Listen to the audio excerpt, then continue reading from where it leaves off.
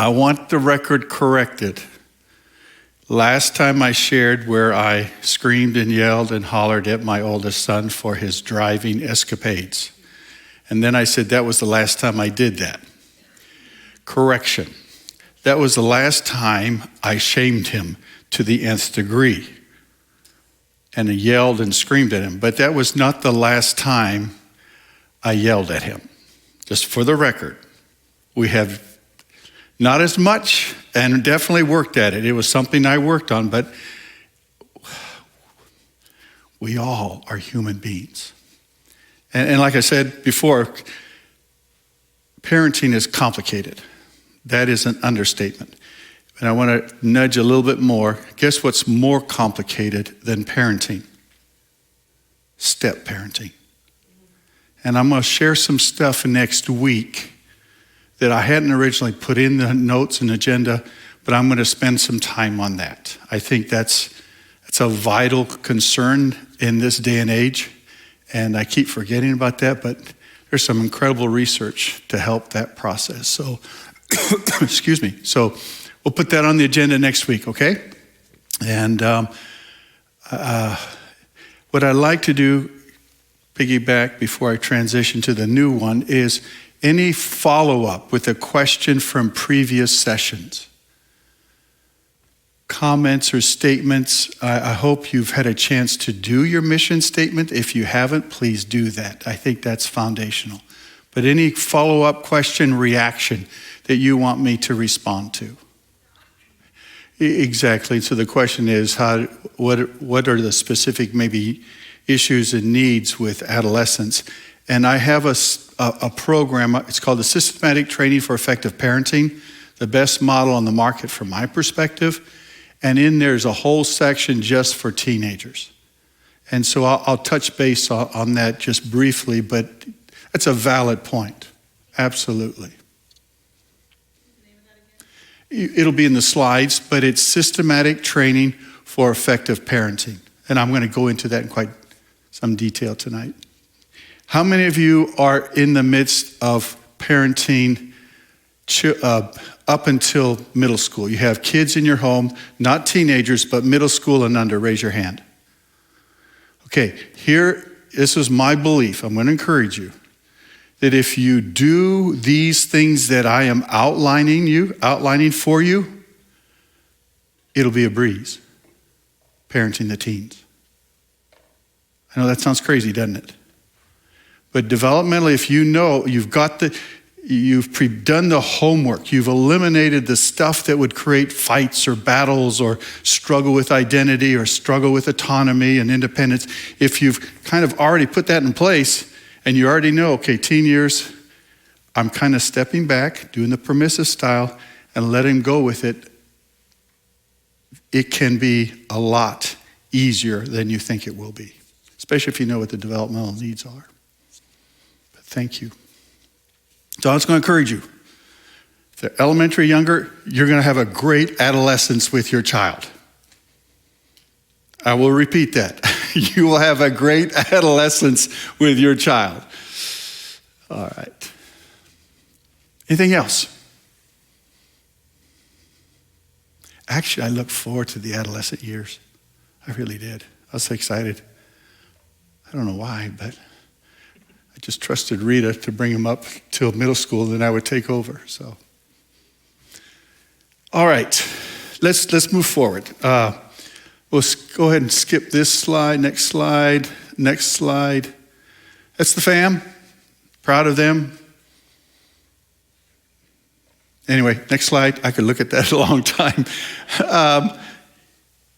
There's your target. There is your target. This is what you want to see in every one of your children when he or she graduates from high school. That's what we're looking for. And this would be true in addition for stepchildren. It's not an either or. This is the model. This is the target. And what I want to highlight is keep in the back of your mind when you are disciplining your son or daughter, you're asking yourself the question, how does this discipline get me there? Does that make sense? how I discipline, whatever strategy I'm using or consequences, is that helping my son or daughter to experience one of those 7 or more?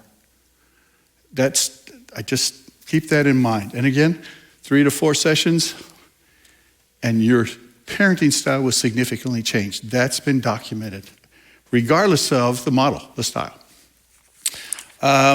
Next slide, please. Please go back to session 1 and review the details on the authoritarian style of parenting. Please go back, review. Ask your spouse, what is our present parenting style according to Baumright? Evaluate it, talk about it. Even when you leave tonight and you're talking about what is our predominant default style. We want to use all 3, but the default should be authoritarian, okay? No, authoritative. I get that. The democratic one, all right? So, but the authoritative, please review that. You can't go wrong with that, regardless of child's development, SES, race, gender, it all does well in that category. And then I want to review this next slide.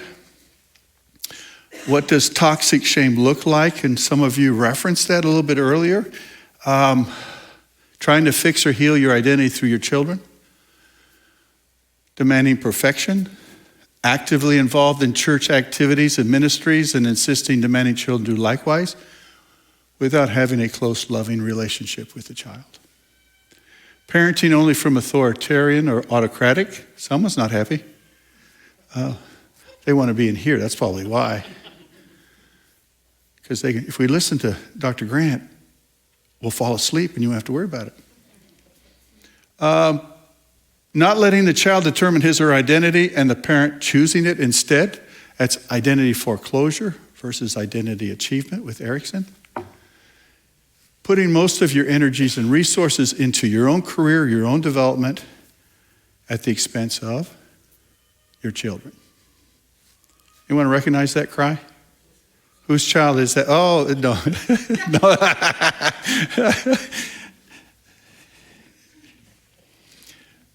So my question is, does your behavior presently indicate your child is important to you?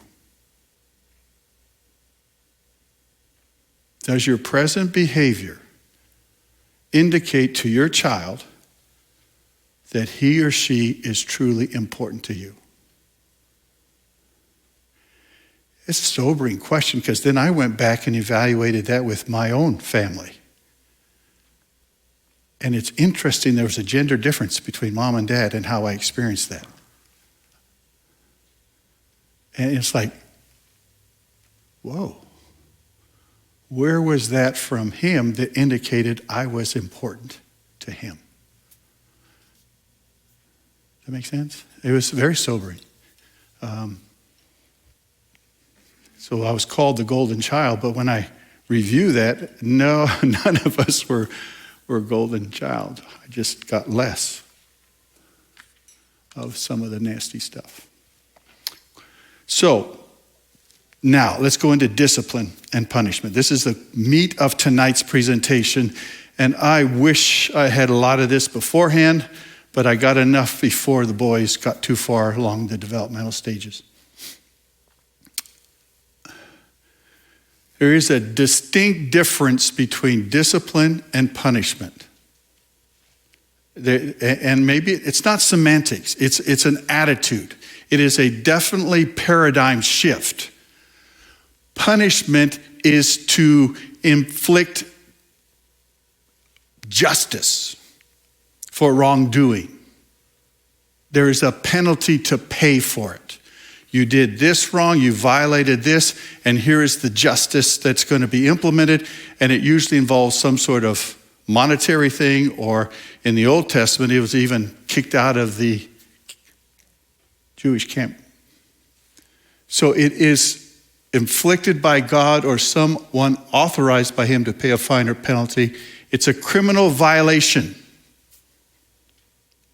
You never punish children.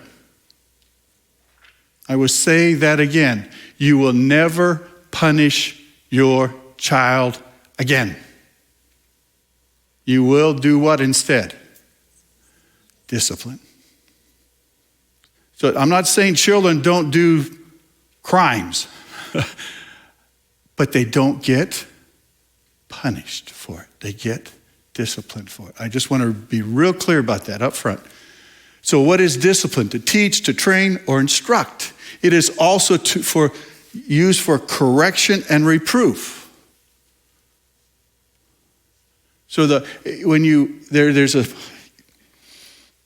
on the next slide, you don't need to go there yet. There is going to be a great link to one of the best articles I've ever come across on this construct of discipline from a biblical perspective.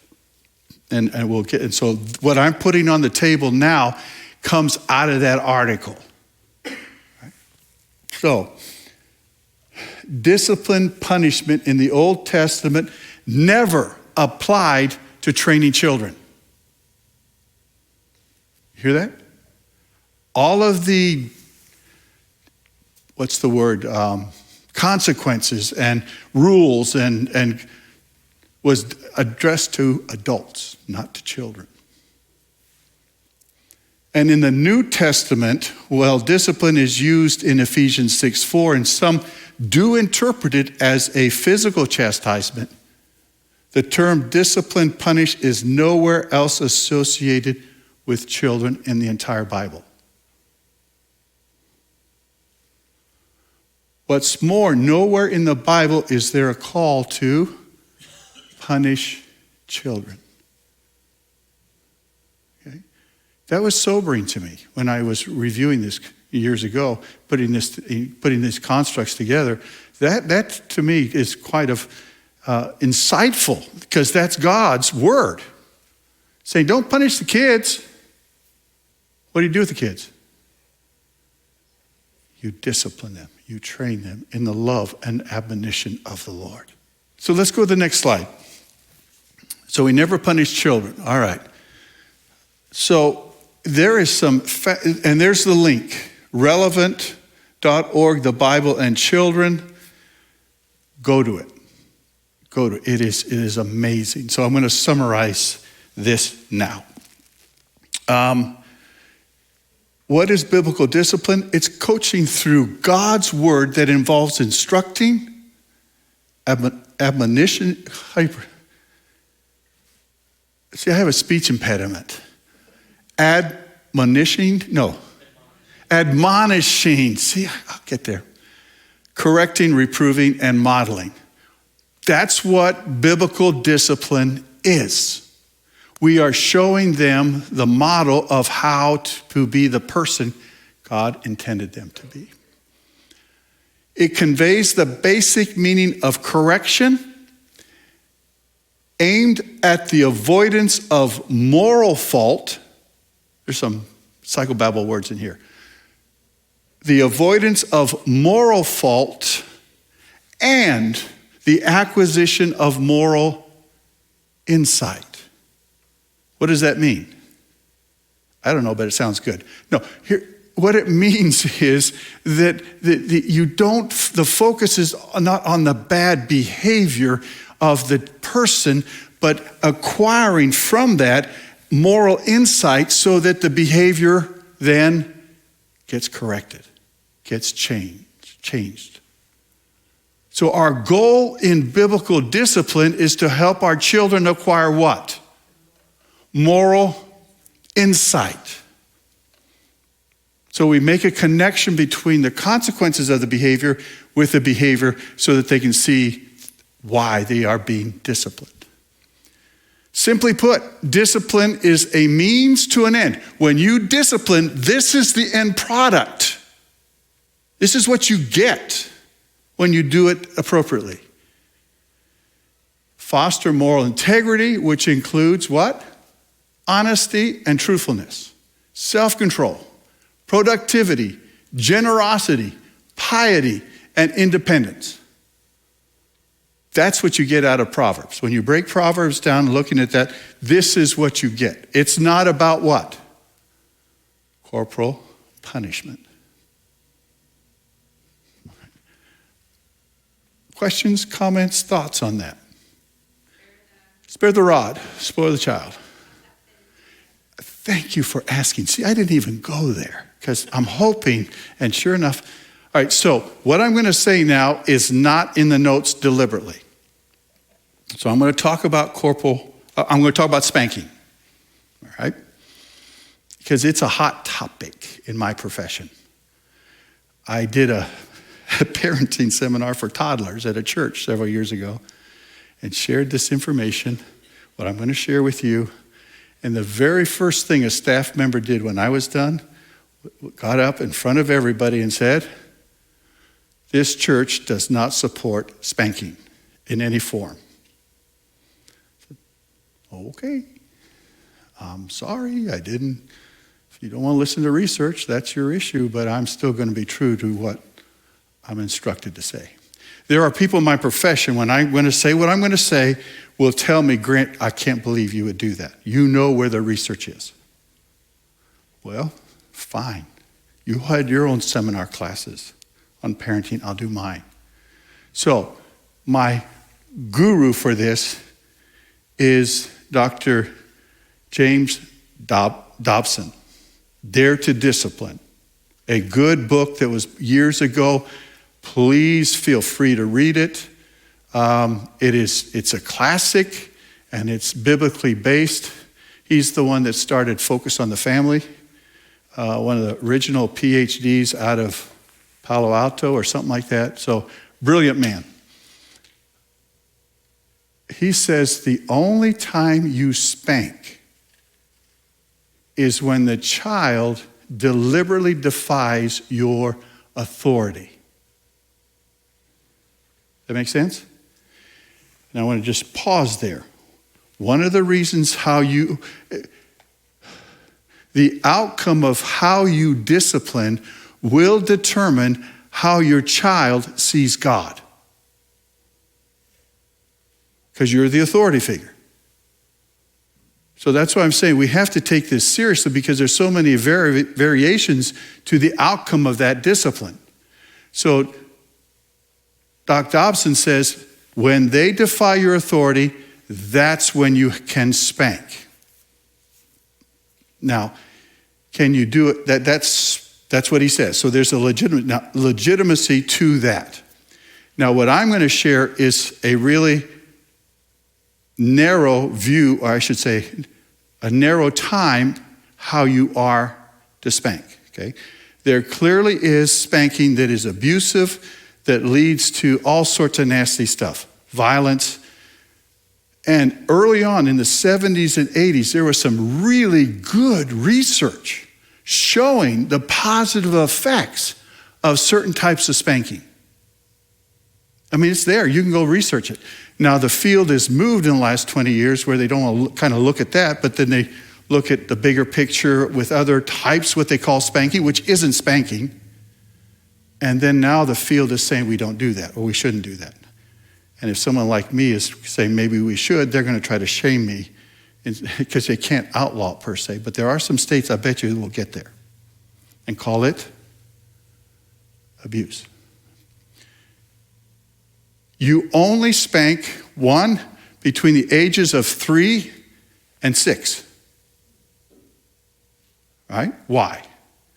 Birth to 3, developmentally, they don't have a sense of self, a sense of identity. They really hardly know what right and wrong is. And so it's very difficult for them at age 2 and 3 say, we defy your authority, Dad. When more likely that is what? Autonomy and independence and initiative that's developmentally appropriate. And I stop at 6 because now they've gone into a new cognitive developmental stage, pre-operational thinking, and going into concrete thinking. So now there are other ways in which we can inflict healthy pain. Because without pain, the behavior will not stop. Okay, so here's my caveat. 3 to 6, defy authority, bare bottom, over my knee, bare hand, and 2 swats. That's it. Okay? One, there's some healthy shame in there, isn't there? Okay. And why it's over your knee? Because you try to put your teenager over your knee. It's going to be difficult. So from 3 to 6, it's a little easier, and they're a little bit more respectful. And if you can't do it, you stop at 2. And the reason why we use the hand is you can feel the impact. We don't use a shoe, a belt. How many got the belt before? Yes. That's right. And we're all messed up for life, aren't we? It's just, we're no, how many got, was it the wooden spoon or something? A paddle. Hey, I'm seeing those hands. I have kindred spirits. We should do a support group afterwards. Yeah, my dad did not get the memo. In boarding school, we would get spanked. This is up to 5th grade by the principal. We have to bend over, and he would take we call it a tacky, but a tennis shoe, and wail on us for quite a while. Didn't happen much to me. I think I learned one time, and I think that's one trial learning works. But here's what I'm trying to communicate, all right? There is a role for spanking. It is very defined, very deliberate how you do it. But after 1st grade or on, then you've kind of lost the battle. You need to do something else to correct that or to modify that defiance. But you're right, we cannot lose our authority. After 1st grade, have 5 rules for each child that you've negotiated and agreed to, and you're going to follow that for each child. And the consequences are spelled out when they do the appropriate behavior, this happens, and when they don't follow through, then this happens. And the consequences are already there, and the child agrees to it. Well, I'll get a little bit more specific, but that can help that where you say, well, Mom, how could you be so mean and nasty? And you say, son, you agreed to these. You're the one that broke the rule here, not me. And because I love you so much, I want to do what's best for you. And what's best for you right now is for you to experience some pain for violating your word. I'm going to teach you how important it is to respect and honor your word. And if you get upset with me, that's okay, because it's more important that you learn to honor your word. You agreed to this. We used to give them a chance to back down. Okay, son, I'm feeling like you're questioning Mom's authority or my authority right now, and I need you to apologize and back down. Otherwise, you know what's going to happen. So they were aware of that, yes. And each child is different. We joke about this. One of ours, the oldest, he probably got 1 or 2, 3 spankings in his life. The other one, every 6 months on clockwork. He needed just a little correction. And it's just the way it is. Each child, and some children, spanking them, they're glad. Oh, I'm done, move on. Because that's not that painful. Remember, for punishment. Well, true. For punishment to be effective, it has to be painful. For instance, I remember last week talked about who's never got a speeding ticket, right? There was maybe 1 or 2 liars, but anyway, 3. And then the rest of us, of course, what do? Did that stop us from speeding? However, and I'm not suggesting this for the state of Missouri, but if your speeding ticket cost you $1,000 and revoking of your license for a year, what would that do? It would slow us down, wouldn't it? Because we don't want to pay that price. Same thing with discipline. For discipline to be effective, it has to be painful. One son would rather take the spanking, the other would rather take the being grounded. Great question. If the parents are kind of on two different wavelengths initially, or one is imparted some sort of consequences and the other parent is wanting to maybe modify that, two things come to mind. One, please never undermine your spouse's authority. So if he or she says this, and you're not sure you agree with it, or you know you don't agree with it, then you just say, okay, time out, and you take the spouse to a bedroom somewhere where it can't be heard, and you talk it out. That's really imperative. So that the children know that they can't divide mom and dad. Oh my, this happened. I'm gonna tell this story because it's classic. The boys still laugh at it. This is a great question. So at age 2, I measured both my boys because at age 2, you double that. That's going to be how tall he or she's going to be when they hit adulthood. How many knew that? Yes, I see those hands. And so Ryan was going to be 6'4", Cameron was going to be 6'3", and Rita was going to keep staying at 5'8". I knew they would bulldoze her over because she's compassionate, understanding, empathetic. And so, wait till your dad gets home. I would have a long day. I didn't want to come home and have to be judge, jury, and executioner. And so I said, Rita, sweetheart, come on. You've got to establish your authority. And she said, how are we going to do that? So we strategized. We knew they gave her lip easy, just sassed her, shamed her. They were just normal boys. So here's what's going to happen. The next time they do that, you tell them you're going on strike. That you are totally done being their mom. So this is 5th grade and 3rd grade. You're going on strike. You're not going to fix their meals. You're not going to get them up in the morning. You're not going to do anything, no laundry, nothing. Okay? So sure enough, what happens?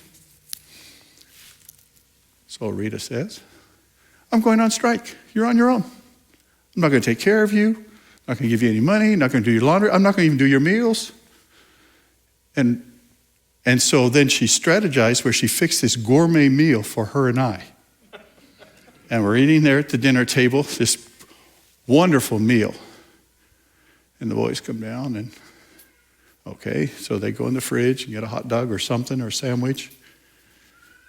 And we don't even pray with them that night. We just totally ignore them. And then I was trying to get Rita to go outside with a sign, Mom on strike, when the bus drove up. But she wouldn't do that. And lo and behold, she thought, well, will they get themselves up in the morning? I said, well, that's not our problem. They got themselves up, got their backpacks, went. Rita fixed when they got home, we just ignored them. Rita fixed another gourmet meal just for us two. Enjoying, and they would come in and try to get something that they could eat from the fridge or cook or ramen noodles or something. Made sure we didn't have any leftovers. I just loved it. You could just see this internal turmoil for these two boys. And so I said, now Rita, they're going to come down here and they're going to try to butter you up and get back in your good graces. And you must hold the line. Do not give in. And sure enough, we could hear him talking upstairs. And came down the stairs, and we're having our meal. And both boys said, can we talk, Mom? And she says, no, after the meal. I'll let you know. Long story short, they apologized. They promised the world to her. And that was the last time they defied her authority. She set it up. I don't know what, but yes, you have to do. And I told the boys, if you defy my wife, you'll have to pay from me. Are we clear about that? And so that was yes. We have to establish both parents' authority, and sometimes it's a little harder on the one that's more compassionate, empathetic, and understanding. But you can do it. If Rita can do it, anyone can do it. And you have permission to use that story. So anyway. All right, so discipline determines a child's view of God, especially coming from dad. That's another tough one. Dads, I don't think we realize that, but that can be, and how I differentiate that would be who is the primary disciplinarian in the home. That's where that can come to bear there. That's kind of sobering for me. I mean, it's just like, because just think about it. Just pause for a moment. I wasn't going to do it, but just pause. Okay, your view of God. Go through 5 checklists of 5 symptoms or 5 characteristics of your view of God. Okay, just ding, ding, ding, ding, ding. Now, which one of your parents has those characteristics?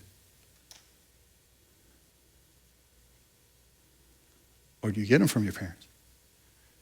If God is punitive, then I bet you had a parent that was authoritarian. Does that make sense? Or God doesn't care, he just lets do whatever I want, then I guess you probably had a permissive parent. View of God. It can all be changed. All right? You are changing it. By being here, God is going to reward you for putting up with me by helping you be the parents that you want to be. All right, next slide. Moral insight. Remember, moral insight's what I'm trying to do.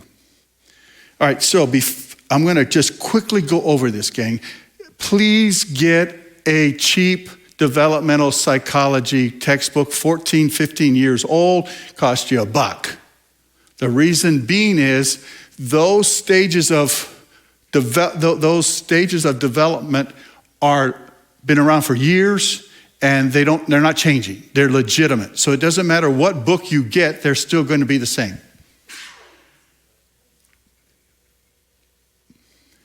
One of the interesting ones you may not is the Spiritual Development by Fowler. He combined cognitive development and spiritual development, faith development, and there's some really neat stuff to that. Really neat stuff to that. But the one I want to cover is Erikson, the next slide. Erik Erikson. Quickly. He broke away from Freud. He painted Freud's daughter, Anna. And this was over 100 years ago, and Freud started developing, mentoring Erik Erikson to take over the Psychoanalytic Society. He was being mentored to take over Freud's spot. Erik was a brilliant individual. But when he realized, no, we're not driven by sexual instincts, libido, we're driven more by social forces and the need to be connected and belong. It became such a conflict that Freud kicked him out of the society. I'm glad he did.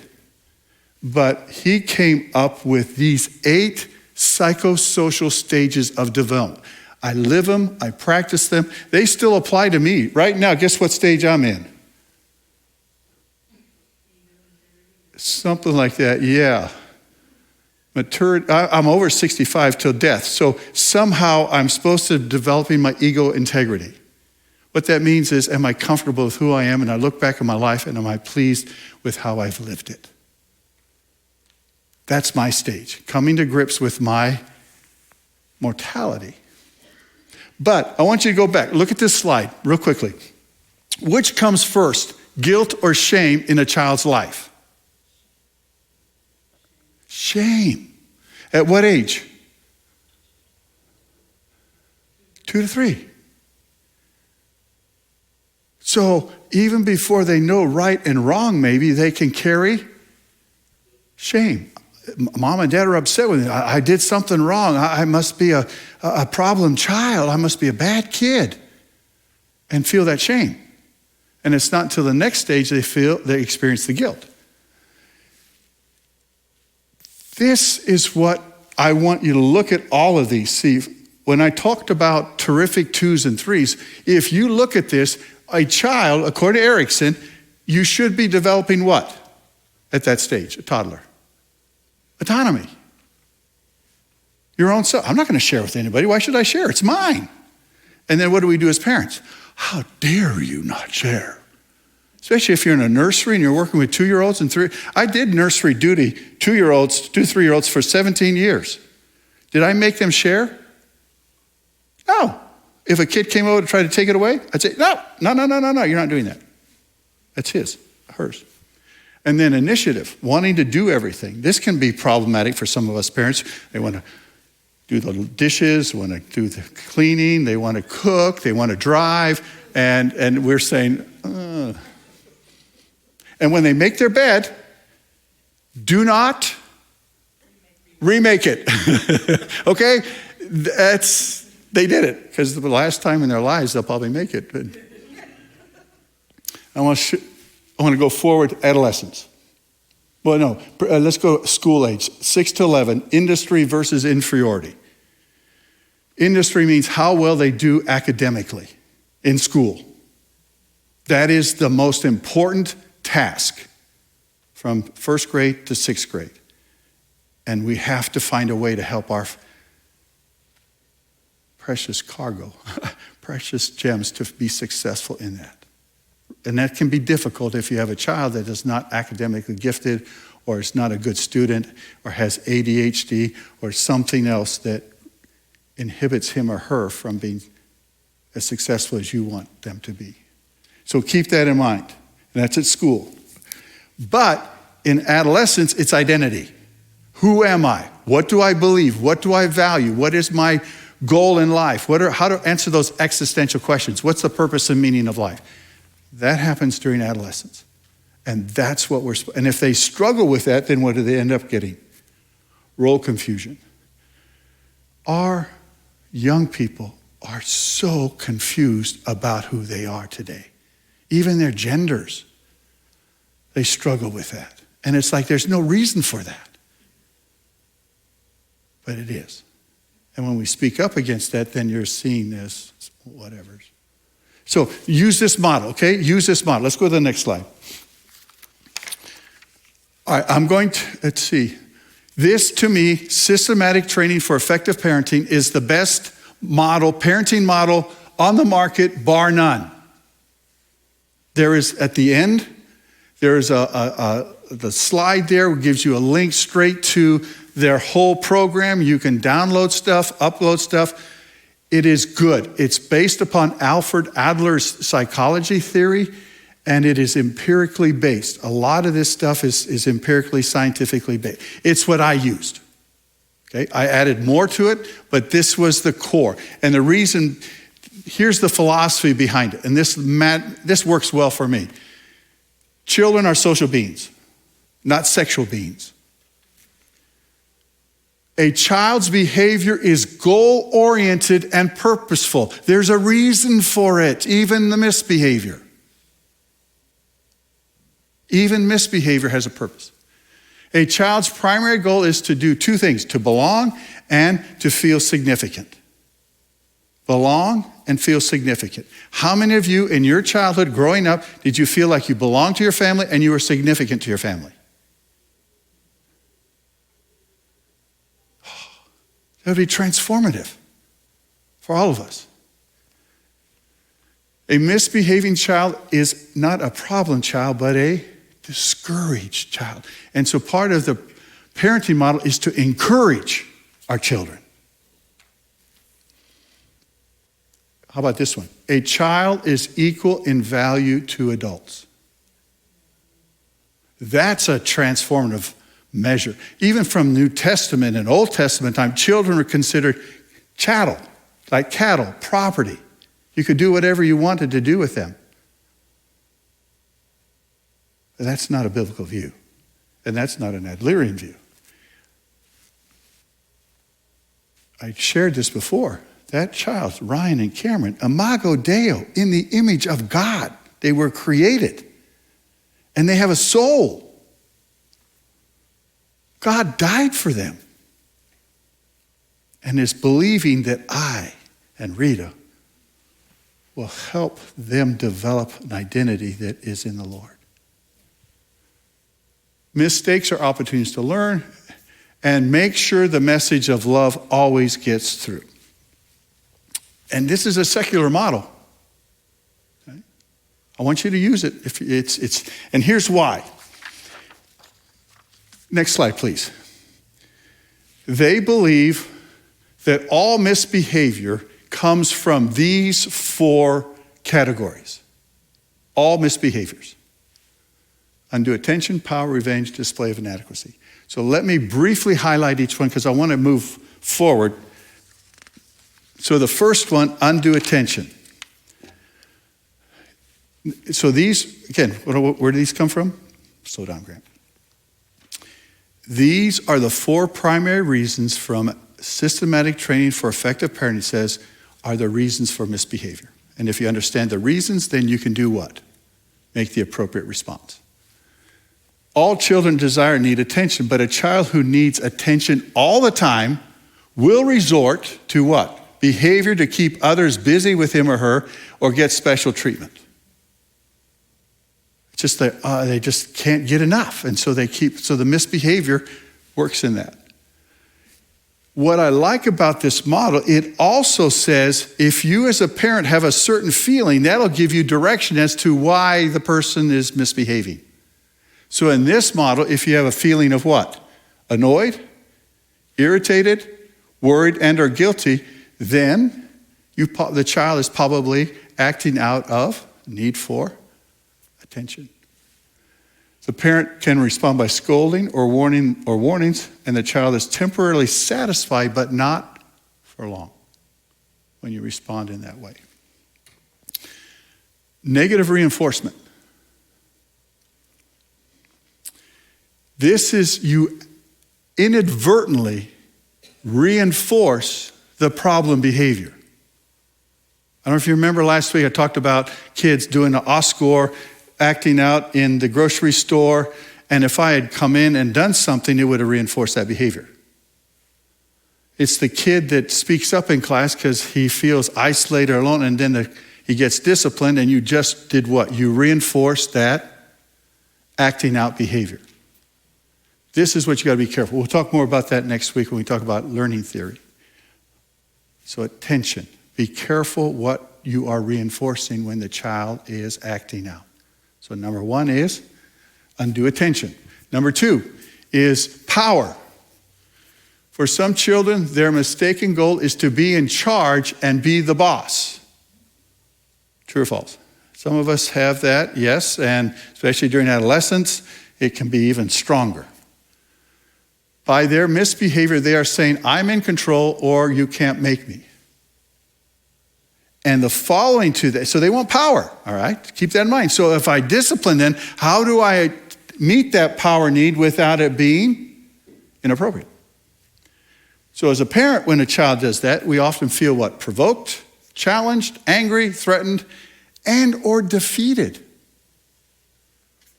And we will meet the child in a power struggle. If the parent gives in, the child wins. Stops the behavior until the next what? Power struggle. Caveat, parents never give up your authority. Authority. All right, next one, the third one. And I'm going through these quickly. Revenge, because you can pick up on this a little later. The children all feel they have been hurt or that they can never win in a power struggle. They feel that the only way to belong is to get even. I'm going to get back at you. You hurt me, so I'm going to hurt you. I hurt, so we've seen that. Some of us probably done ourselves. The parents feel hurt, disappointed, disbelieving, disgusted, and rejected by this form of misbehavior. And then the child feels, I'm discouraged. I have no other option but to continue to. So what you do as a parent then, what is that revenge about? Where did you feel hurt? What was the issue that you feel was the injustice?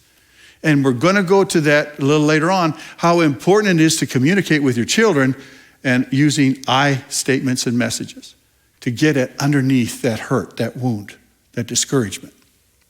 The fourth one is assumed inadequacy or helplessness. What does that get at? Often a child would just give up, displaying helplessness, because if I give up, then mom and dad will do something to help, and I don't have to be responsible for that. They want to be left alone, so they have no expectations to live up to. Parents do feel like what? Giving up, doing for, over-helping, and helpless to do anything. That's the enabling part, isn't it? You feel like, hey, I've got to make up for it. I've got to be everything to my child. No. This often shows up in homework things and a single domain, not the entire domain of his or her life.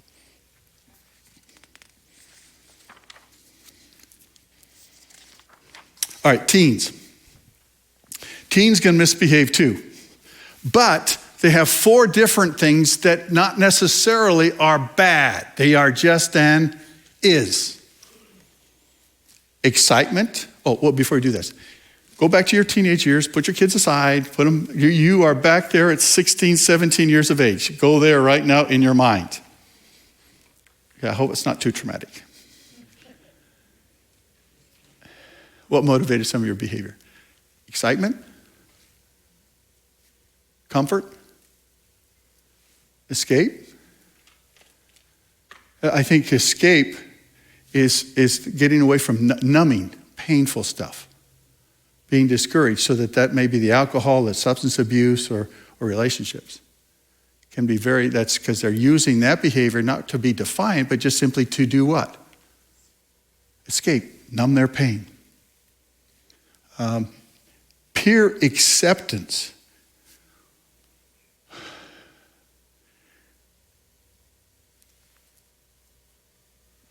Half of 7th, 8th, and 9th grade. Guess what is the most dominating force in influencing our children? Peers. What to wear, what to listen to, how to speak. The parents get kind of put on the back burner. It's a normal developmental thing because they want to. Why? What's the idea? They want a social relationship. They know mom and dad are there, but now they're expanding out on that. This is why bullying on social media is so detrimental to some of our children, because why? If they're rejected by their peer group, then what is there? It doesn't matter about mom and dad. What matters is my peers. And that's why you have kids committing suicide, because that social pressure, peer acceptance is such a powerful thing. It's very difficult for them to deal with that rejection and that hurt. The excitement, some of the things I'm sure, like I kind of humorously say, there's some of those things, since this is recorded, I can't share some of those things I did during adolescence. But one of the dumb things I used to do was that in Dakar, Senegal, the zoo was there right across the street from the academy. And the wall wasn't that big. So me and my buddy, of course, what do? Climb the wall. Oh, praise God. And our goal was to see how many animals we could touch. Yeah, it was awesome. So he would, if it was a dangerous animal, he would distract the front end, and then I would reach through the bar and get the back end, or vice versa. Okay, that's stupid, all right? I understand, but that was such an exciting thing. That motivated my behavior. Adolescence. Remember yours? Okay. All right, so let me go on now. This is where we're going to get, yes, all right, here we go.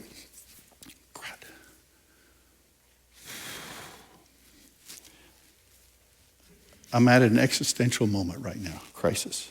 I am not even close to where I want to be. Okay, and you've already been here an hour. Let me go 5 more minutes.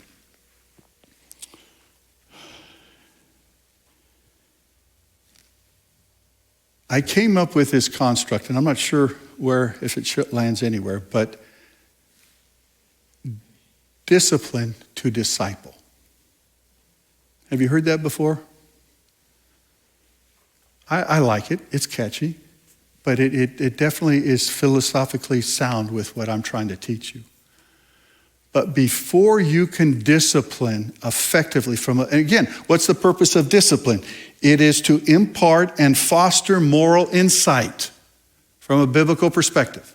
So, you must know the context of your child's developmental stage or age. You don't discipline a 3-year-old and a 6-year-old and a 9-year-old, a 12-year-old, a 15-year-old in the same way. Why? Because they are different stages socially, cognitively, intellectually, morally, and spiritually, and physically. That's why you're going to get a textbook on child development. Please, so that you can go through each of these. Know where he or she is. The adolescent, why do I say that? Identity. So what am I doing as a parent to foster identity achievement? Then my strategies for discipline are going to be tailored that direction. Whereas my 6-year-old, no, it's going to be totally different. Be proactive in fostering a sense of belonging and of significance deliberately and intentionally. I will say this again, if you don't remember anything else. Be proactive in fostering a sense of belonging and of significance, worth and value, connectivity, deliberately and intentionally. Today, did you tell your son or daughter how much you love him or her and how grateful you are that he or she is in your life?